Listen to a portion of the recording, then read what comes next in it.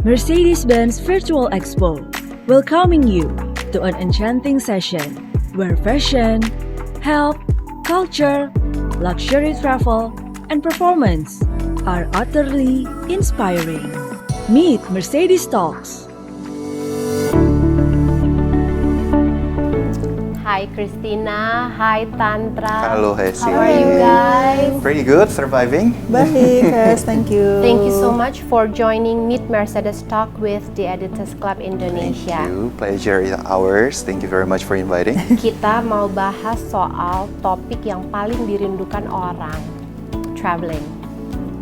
Jadi udah berapa lama nggak traveling? Aku udah 4,5 bulan. 4,5 bulan. My last one was February waktu itu. Naik pesawat. Naik pesawat Februari. Bener-bener last minute ya. Last minute. Apa yang paling dirindukan dari traveling? Aduh, kayaknya demen ya ketemu orang-orang dari different culture and then enjoying all the weather. Without masker gitu ya. Oh, Without itu bener mask. banget. Ya kan? Without masker. Juga pokoknya kumpul-kumpul sama orang banyak. For me, it's like the hectic preparation of traveling itself. That's what I miss. Karena kan kalau misalnya kita traveling, all the hectic preparation, that's what I miss sih. Sekarang kan kayaknya udah nggak, maksudnya kangen sibuk packing koper gitu, mikirin. pilih koper mana yang mau dibawa gitu, bawa baju Sama yang perjalanan mana ada gitu. acara apa, pakai baju Exactly, apa terus gitu. nyusun itinerary. That's what I miss most from traveling sih so far. Biasanya tuh dalam 1 tahun, let's say gitu ya, berapa kali kalian itu terbang? Kalau aku is like every single month pasti pergi. Oh ya? So like 6 to 8 months itu pasti di luar negeri gitu loh. Oke. Jadi pulang Jakarta 7 hari, 10 hari pergi lagi gitu, bolak-balik gitu. Oh ya? Jadi emang ini like the time of like The longest. Oh yes, banget. Kalau for me, I have the record details karena kan I'm more into aviation, jadi Yeah. I like aviation so much. I record semua my flights. So in average 1 year itu sekitar 50 sampai 70 flight in 1 year. Oke. Jadi I record my flights lebih daripada detailing of the destination gitu. Karena kan I'm more into aviation, jadi saya lebih true. tertarik sama how to get there daripada destinasinya gitu. Yeah. Jadi I record that in details. My Destinasi flight. favoritnya mana? Destinasi favorit mungkin yang surprising aja kali ya. Salah satu yang mungkin beberapa yang surprising, tapi yang salah satu yang mungkin paling surprising waktu itu berapa tahun yang lalu itu randomly ke Zagreb. Nah, Zagreb di Kroasia, nggak tahu ada apa-apa di sana. Pokoknya udah It's a belum beautiful pernah country, right? iseng gitu kan. Terus pas sana very surprised karena airportnya is like one of the best I've ever seen Oke. gitu. Ya, again aviation. Jadi my Yeah, attraction yeah. mungkin ini ya. Airport. Gila, airportnya bagus banget, itu one of the best that I've seen in the world gitu. Jadi Yeah. quite surprised. Zagreb came with no expectation. Dan ternyata ya maksudnya the country itself is quite pleasant juga. Tapi Yeah. yang very special adalah waktu itu the airportnya airport. bagus banget gitu. Christina? Kalau aku paling definitely yang suka itu setiap saat adalah Switzerland sama Italy. Karena sebagai fotografer itu culture-nya, semua landscape-nya everything is so beautiful. Switzerland itu tiap season pasti keren banget, dari spring, summer, fall, winter, itu semua luar biasa. Terus kalau Italy itu dari juga coastal line-nya tuh keren banget, makanannya enak, orang-orangnya ramah, pokoknya nggak pernah bosan ke Italy. Tapi ada satu destinasi yang terakhir nih aku pergi yang sampai 2 kali kemarin sebelum lockdown itu, which is like November sama Januari, yang luar biasa, yang nggak nyangka banget. I love Saudi Arabia, benar-benar keren banget, it's amazing. Itu landscape-nya tuh persis kayak hampir mirip di Arizona atau Utah di Amerika. Oke. Dan hotelnya sama accommodation and the food and everything is so top notch that you will never ever like expect something like Yeah, that gitu loh. Kalau Indonesia?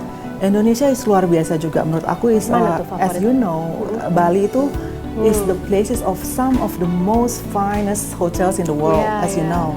And actually kalau aku udah lihat orang-orang pada senang ke Amerika, kemana National Park semua gitu ya. I think Indonesia has a lot more to offer. Ancient Bali ya, Yes, gitu ya. yes. Tantra kalau Indonesia mana? Kalau saya Indonesia jujur agak jarang, belum terlalu banyak destinasinya. But for this pandemic, it's actually I see that as an opportunity karena kita nggak bisa banyak keluar negeri juga karena banyak restriction segala macam. It's actually one of my bucket list setelah this pandemic ends. I'm gonna visit more of the local destinations. Karena kan maksudnya lebih gampang dikunjungin untuk sekarang, dan I think it's to help our istilahnya our neighbors lah gitu, the economy and everything. Kan kita lihat maksudnya kita punya banyak teman di hotel dan hospitality, semua lagi kesulitan juga. Now it's the time. I think it's one of my bucket list after this pandemic ends sih, to visit more of the local destinations. Kemarin kalau boleh nambahin tuh ya, Hes ya, kemarin aku tuh juga ke Raja Ampat like last year, and I was so amazed with the Crazy beautiful. oh my god, yeah, it's like paradise, and everybody was talking about Maldives. And Was it hard to go there? Not really. Like from Jakarta to Sorong, you just fly for 3.5 hours. Terus tahu-tahu dari situ kita akan langsung naik yacht gitu kan, keliling ke Wayak and stuff. Oh my god, it's beautiful. Only 3.5 hours. 3.5, that's it. And then you like aku pergi malam kan, sampainya pagi subuh, terus pagi-pagi kita langsung berlayar masuk ke Wayak. Udah kita keliling-keliling Raja Ampat, dan memang gila sih, luar biasa sih. And actually if I can add also, mumpung lagi ngomongin juga, it's actually one of my bucket list juga. Sekarang itu kan lagi banyak expose yang pulau bawah, yang di Riau. Reserve, It's Bawah like Reserve. I think I wanna go there karena kan kayak lucu, masa orang Singapura lebih banyak ke sana akhir kan, gitu daripada orang kita. Tapi kan bagusnya katanya it's close to Maldives ya. Iya, benar. Bagus ya. Maksudnya agak ini aja. Belum sempet tuh. Yuk. I think will be awesome. Yeah. What is your preference of traveling? Maksudnya kayak gayanya tuh kalian lebih tipe traveler yang pre-planned atau spontaneous? Lebih senang berangkat as a solo traveler atau group traveler?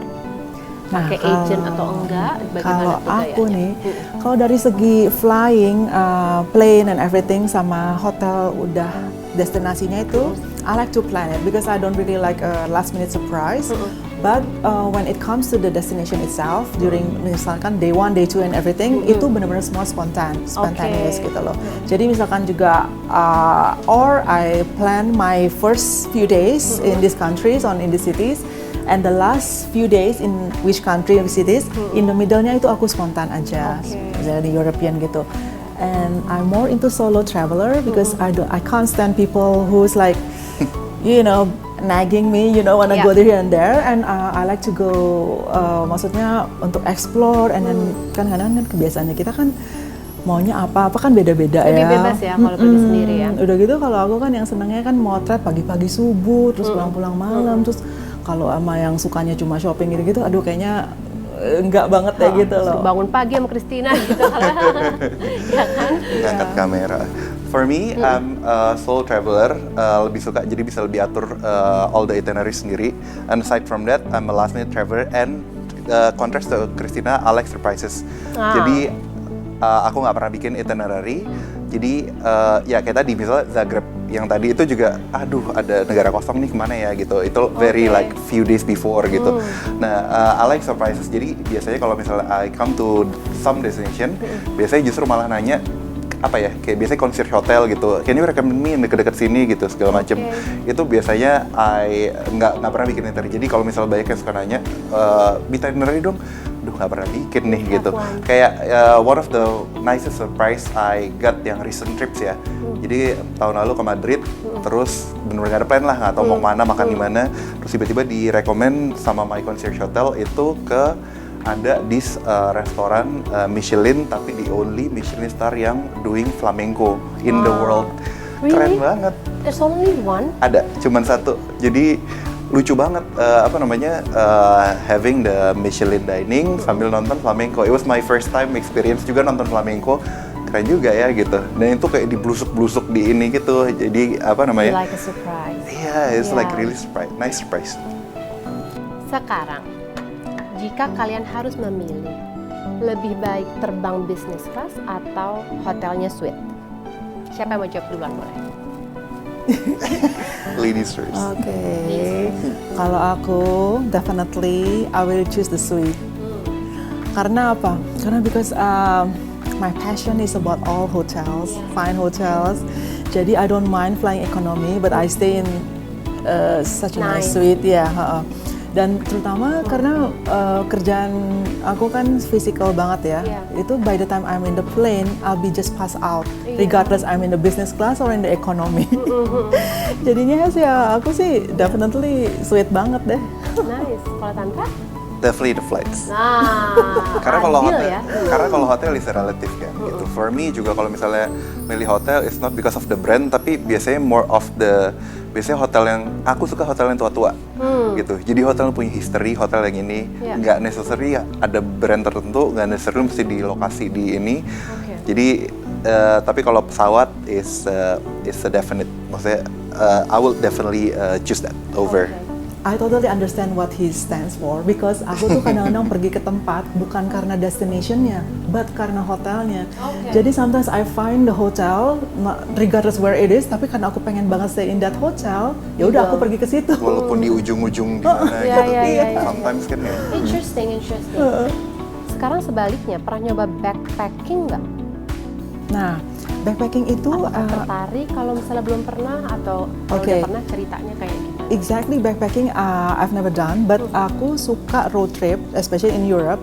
And then during that road trip itu, and even in the States juga ya di Amerika itu, aku tuh kan, sebagai fotografer itu harus chasing sunrise, sunset gitu. Jadi emang harus benar-benar nunggu dan sometimes ke National Park itu harus naik mobil. So I've stayed in the car, sleeping in the car for 3 hours doang gitu kan. Udah gitu kan memang dari European road trip itu, jadi dari satu tempat ke tempat lain itu juga yang kadang-kadang tuh cuma di hutan-hutan, di desa-desa, ibaratnya kalau di Indonesia ya di entah di mana ya Desa gitu kan. gitu ya. Ya nggak mungkin ada 5-star hotel, dan I don't mind because I really enjoy it. Jadi aku tuh ya udah stay di tempat yang jelek-jelek banget atau apa dengan seadanya aja gitu. And yes, although I don't look like that, but aku tuh pernah rendem-rendeman sepaha 3 jam hanya untuk nungguin sunset foto gunung Ini gitu. rendam-rendaman apa maksudnya? Rendem-rendeman di danau Wow. untuk foto gunung gitu, atau juga sometimes pernah di air terjun kayak gitu sih udah makanan dulu sih. Jadi ya Demi Such konten. an adventurous juga. hiking gitu sih udah biasa banget, kayak di Italia gitu, di Swiss udah. Jadi I consider as a backpacking also. Oke. Kalau For me yang niat belum pernah, tapi yang accident pernah waktu itu sekali di India. Oke. No, it's more probably one of the worst place to go. Accidentally backpacking. Jadi waktu itu salah booking. Waktu itu udah waktu belum zaman Agoda dan segala macam, itu business trip dan mau nambah hotel, nambah malam, tapi nggak kebook. Oh no. Akhirnya jadi waktu itu semalam itu harus cari-cari hotel, muter-muter. Waktu itu masih belum nyaman internet soalnya, masih belum nyaman online booking segala macam lah gitu. Jadi waktu itu nginepnya di one of the daerah yang serem lah di Mumbai gitu, dan jalan malam-malam juga serem banget.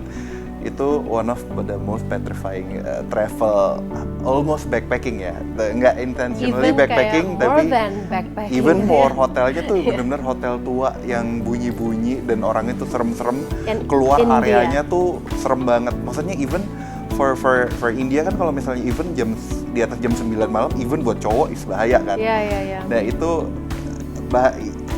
nggak bisa tidur semalaman. Jadi that's like Thankfully it one of was the only most- for a day ya. A Yeah, night. thankfully only for a day. Jadi nggak Itu sengaja. juga, aku ngerti banget sih kalau waktu masih awal-awal belajar motret, waktu aku keranjingan landscape itu, so I went ke Jogja di Gunung Kidul, pantai-pantai itu waktu itu nggak ada hotel, jadi tinggalnya rumah penduduk gitu. So I was really nggak mandi, nggak apa, benar-benar cuma Really? numpang di rumah penduduk, yang tidurnya juga yang tidur ranjang cuma segini berdua, kepala di Really? atas bawah gitu, nungguin sunrise gitu. So Kalau kayak Iya. orang misal datang ke rumah penduduk gitu ya. tapi Itu mereka gimana baik-baik sih banget. tipenya? Apakah kita datang aja? Terus kayak saya pengen tahu kayak apakah harus ngomong dulu sama kepala sukunya? How does it work sih? Kayaknya suka ada kayak ya ada kepala desanya Kayaknya gitu, gitu ya. ngobrol baik-baik gitu kan, ada yang kenal juga dari kita ini. Ya udah kita oke. nyampaikan terus gimana ya Pak, boleh nggak kita ini gitu. Stay Terus for a night. biasanya dari warung-warung tahu. Iya. Terus dikenalin gitu-gitu terus, dan mereka baik banget. Dan I mean I was really touched, emang orang-orang tuh sebenarnya desanya tuh baik-baik banget ya. Iya. Nggak kayak kita di kota besar gimana. Hati They are bersih aja gitu ya. Iya, dan even to be honest, maksudnya di seluruh dunia ya begitu. Iya. Sama desa di Indonesia sama desa di Italia, desa di mana-mana, you name it, orangnya tuh baik-baik. Pure gitu. and simple, Yes. right? So what are your travel essentials? Kalau boleh sebut misalnya 5 travel essentials that you bring Okay. every trip.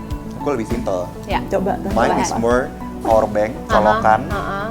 Power bank, colokan. Well, I don't use any yang produk-produk skincare atau segala macam, karena justru enjoy yang di hotel gitu. Jadi di Onje one of my kesenangan adalah ngeliat pakai brand apa nih hotel gitu. Jadi one of my kesenangan.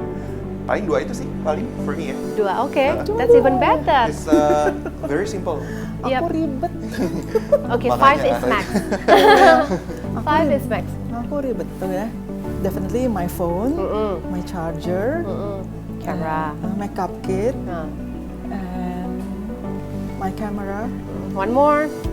One more if I can choose. Apa ya? It's only 4, right?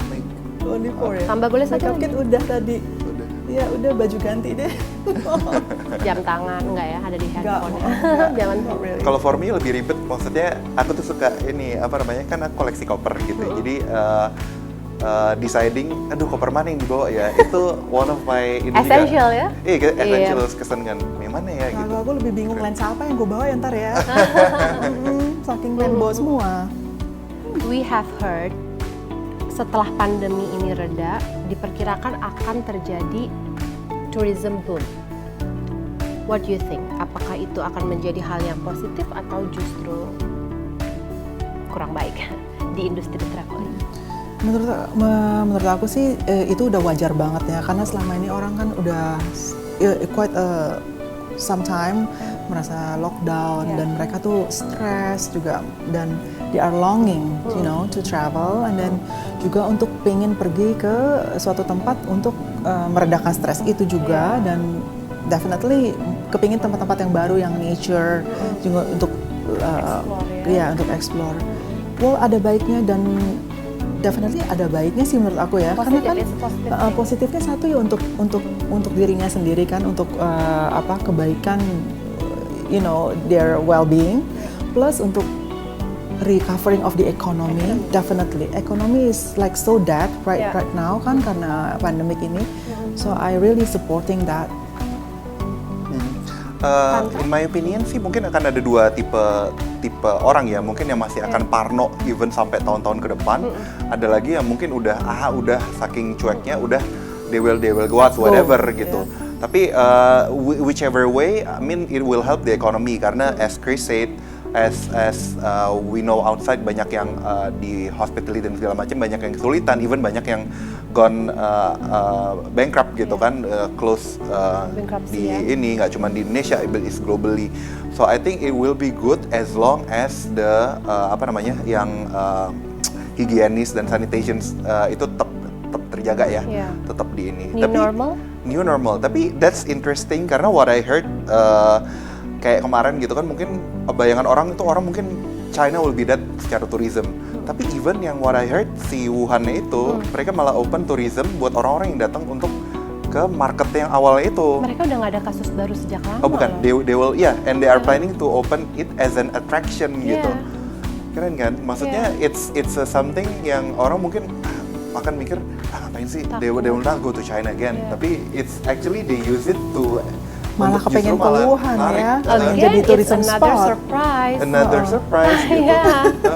Tapi it's interesting sih. Tapi what I actually excited to see, nggak excited juga sih, penasaran untuk lihat adalah nanti the restriction. Karena what I heard itu kan kalau sekarang kan banyak negara-negara yang ditutup buka suka itu timingnya beda-beda. Yeah. Di Europe, what I heard is yang si Schengen visa itu kan akan nggak ada lagi. Oke. Jadi kalau misalnya kita mau keluar negeri itu bakal kayak zaman dulu tuh.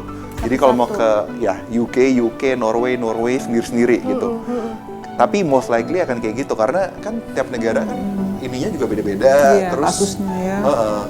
gitu. So repot deh, I'm more aku nggak bisa jadi kutu loncat deh. nggak bisa. Mungkin it will be. We never know ya. Iya, tapi most likely akan seperti kayak itu dan mungkin kayak yang sekarang mungkin kita bisa pindah-pindah, even bisa satu hari 3 negara pun bisa kalau mau ya. Breakfast di Itali, lunch di Switzerland, dinnernya naik di kereta gitu ya. Paris. Ya Gitu. kan? Mungkin akan agak susah sih nanti ke depannya kalau misalnya that restriction in place ya. Yeah. Kalau balik lagi ke zaman dulu. Jadi kita kan ya kalau trip sih apply satu-satu jatuhnya mahal kan karena kan tiap negara Satu-satunya dari sini. Jadi jadi udah gitu kan sebulan berapa 3 minggu jadi apply-nya aja udah berapa lama kan. Tapi yang paling menyenangkan adalah ternyata emang hospitality industry ini sangat concern dengan new normal ini, which is dan mereka tuh sangat committed dengan melakukan new protokol. Yeah. Jadi yang aku tahu dari semua hoteliers dan teman-teman itu, mereka sangat sudah melakukan new protokol demi kenyamanan dan higienis dan safety. So yang paling penting sekarang ada safety buat orang-orang. Dan actually kalau if you think about it, itu nggak se-complicated yang kita pikir. Jadi semuanya itu dilakukan dengan disediakan dan orang akan terbiasa juga. Iya, menjadikan itu. Remember last time kita 911, kita juga dulu nggak terbiasa dengan cek-cek yang terlalu complicated, tapi we have been living that for few years. Iya. So yeah. Orang zaman dulu nggak bisa pakai sepatu. Sekarang mungkin biasa aja pakai sepatu. Iya, makanya. Gitu kan? Well, yeah. Adapt. So we'll see. That's the key ya. Yeah, adapt. My one last question for you guys. Jika kalian boleh memilih satu negara untuk road trip ya, negara mana itu dan mau naik mobil apa? For me, Tantra. saya dulu ya. Iya. For me is Germany definitely karena freeway-nya tuh udah kayak heaven kalau misalnya buat ngebut ya. And my preference will be a Mercedes-Benz CLS karena for me I think I like how it combines the look and the sophisticated and also the engine and I would prefer that. Oke, Christina? Kalau aku pasti mau ke Swiss karena I really like the Alps, jadi ke mountain untuk the scenery and everything. And I will choose the CLA Mercedes-Benz karena I feel like it suits my personality. Great choices. So once again, thank you very much, Tantra, Christina, for joining Meet Mercedes Talks with the Editors Club. Thank you.